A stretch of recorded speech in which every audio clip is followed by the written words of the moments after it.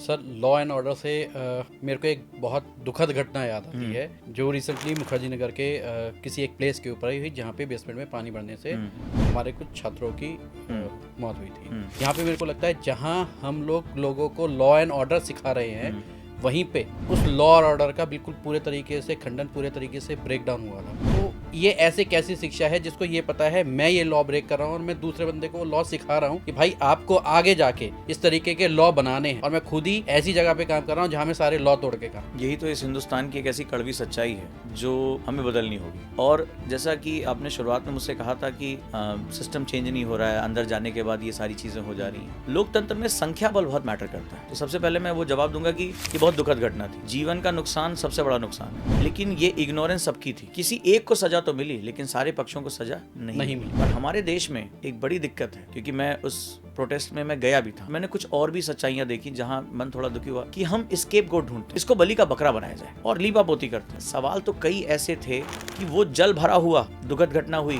Right, वहां के भी प्रशासन की कमी थी। वो चीजों को बहुत छोटी छोटी चीजों पे मैनेज कर सकते। फॉर एग्जांपल स्टूडेंट स्वयं वो डिमांड कर सकता था कि अगर मान लीजिए बेसमेंट में चीजें हैं, पहली बात तो होनी नहीं चाहिए थी, पर जब वो बिल्डिंग बन रही थी तो प्रशासन कहाँ था? कोई छोटी मोटी बिल्डिंग नहीं थी। हम जब वहां से गुजरते थे तो बड़ी देखते थे भाई ये होती है बिल्डिंग, तो कहाँ थे आप? आपने लाइसेंस कैसे दिया? चेक करने क्यों नहीं आए? बहुत छोटा सा एक आपको मैं बताता हूँ कि अगर सिस्टम में अंदर अच्छे लोग जाते हैं तो सिस्टम अपने आप काम करना शुरू करेगा।